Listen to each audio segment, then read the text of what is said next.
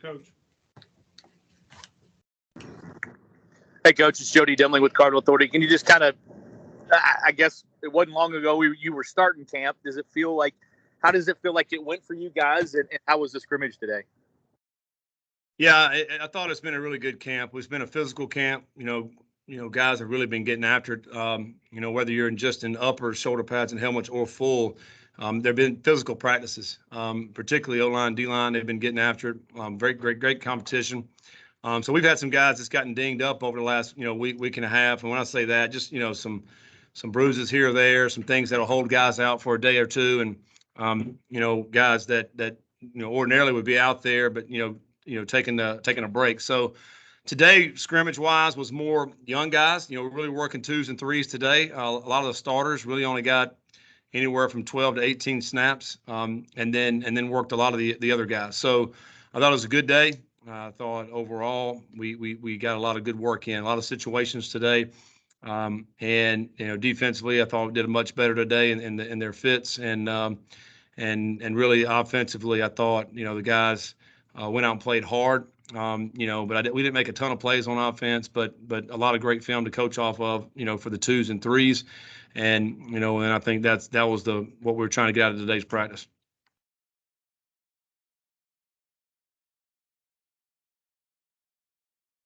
Coach, when you look at it, obviously Malik is going to be your starting quarterback.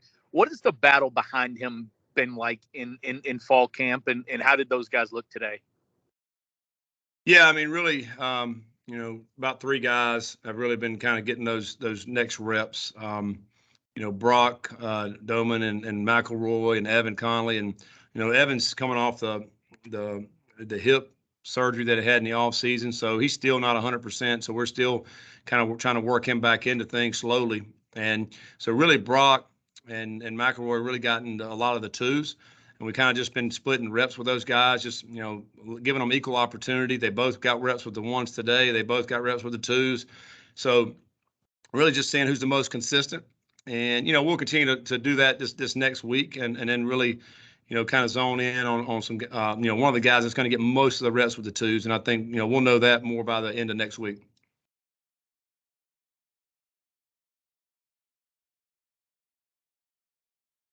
Scott, we heard from Braden earlier this week. What has it been like just to have him back at full strength, and how much is he sort of teaching these younger guys on that wide receiver core?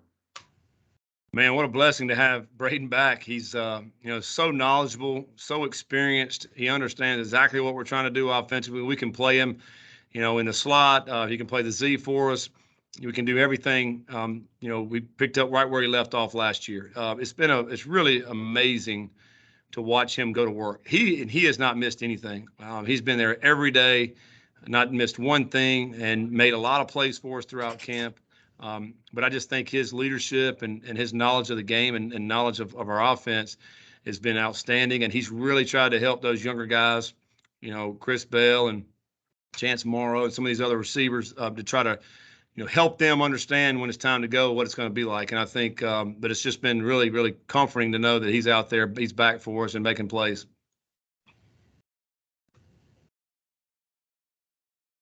Scott, the last time we talked to you, you said Tyon Evans had kind of shown you a lot in the first week of fall camp. Did he continue that throughout the fall camp, and kind of how has that battle been at running back? He has, he's had a really good camp. He's continued to get better and better, learning the offense, particularly with the ball, not with the ball in his hands, the other stuff, picking up blitz, understanding you playing fast when you don't have the football. Those are the things he's gotten a lot better at, and really understanding our offense more and more. I think the other guys have done outstanding. It's been just fun to see the battles. Cooley had some great plays today. Had to call a little swing pass, went for about 40. He's done some great things. Jaw Jordan's been outstanding. He's extremely explosive and always falls forward, which is amazing for a guy his size. And of course, Mitchell's just very consistent. He's going to get you the hard fought yards. He's going to pick up protections. So it's just been a battle to see all 4 of those guys, really, really doing some great things. And then Maurice, the freshman we played a little bit at wide out, a little bit at running back. He broke off a couple of nice runs today. He shows every day in practice that he's got what it takes. just happens to be in a position where, we're pretty deep at right now. But I really like what he can do, and excited to see him as he continues to progress throughout the fall.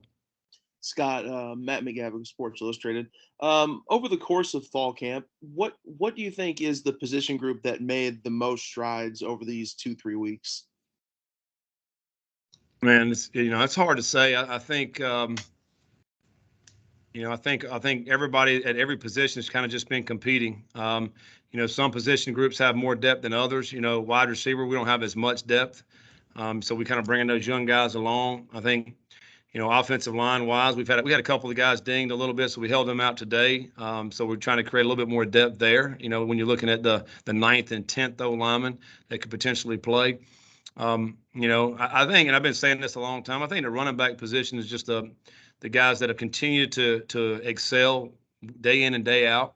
When you're thinking about the competition at that room, the guys that want to play, they got to bring it every single day. So, that room has been impressive to see.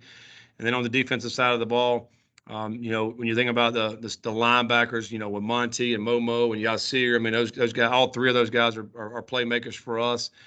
They're playing faster. They're playing more downhill. I think it's going to be obviously a benefit, for our guys in the secondary. And you think about that. We've got a lot more depth back there.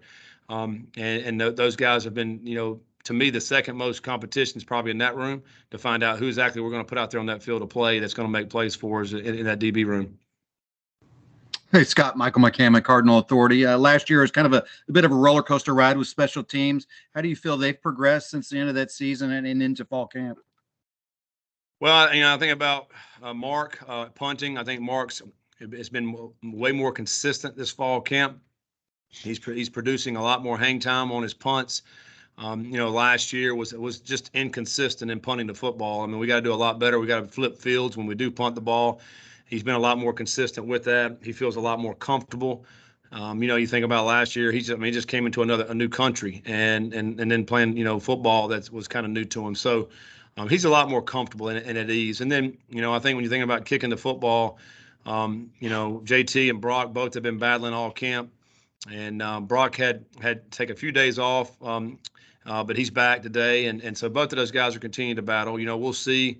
After next week, we'll see who's going to trot out there with the ones. But it's going to be a competition, and we're going to put the guy out there that we think gives us the best chance to knock down the field goals. Scott, this is Gary Graves from the AP. As you watch Malik in practice, what do you appreciate about the time that you've had him and seen his development? Obviously he's the most experienced quarterback in the ACC coming in, and how do you kind of quantify his progress? Yeah, he's done so much in this league over the last 5 years, really, and he's seen about everything you can possibly see. He's been put in every situation. He continues to come to work every single day. He's continued to get better, a lot more mature. A lot more like a coach, so we as coaches kind of leaning on him to help a lot of the young guys on the offense. If he's got to go talk to a guy who maybe, getting down on themselves or whatever. And so I think just leadership wise is where he's been much better. And he's at the point of his career, he doesn't care about stats. He doesn't, he just wants to win. And I think, whatever he can do to help this team win is what he will do. And does that mean, putting it on his shoulders to go out there and run the football? He'll do it. If he needs to throw the football, he'll do that. If he needs to cheer on somebody, he'll do that. So, he's just, I think leadership is where he's grown the most. And then he's just got to be consistent in playing the football. He's an outstanding football player. Don't try to do too much. Continue to go out there and take what the defense gives you. And then at the end of the game, you'll look up and you'll have a great game. So I think leadership is where he's continued to grow. Scott, Alexis Q from the Courier-Journal, just kind of going off Malik. Obviously, he was a guy that was here when you got here. What were some of your early impressions of him and just some of those first conversations that you had? When we first got here, going through the spring, it wasn't very pretty. Really for any of the quarterbacks, as you think back, ever how many years ago that was. And he just continued to grow and get better and better. We had no idea as we headed into that first fall in 2019 if we could even move the ball. And we ended up playing 3 quarterbacks that year with Evan and Puma and Malik. And really, all 3 of them played pretty good. And we ended up winning 8 games, And But Malik, ever since then, has continued to grow. He continues to put pressure on defenses with his legs and his arm, and over the years, hey, he's never been complacent. He always wants to get better, and I think that's a great trait for him. He's a pleaser. I mean, he wants to please you, and he wants to please everybody. I mean, and I think I think for him just to go out there and be consistent is the name of the game for him. Last one for Scott, Coach. Scott, I think they start classes on Monday. What is next? I mean, do they get a couple days off, and kind of your schedule moving forward before the Syracuse game?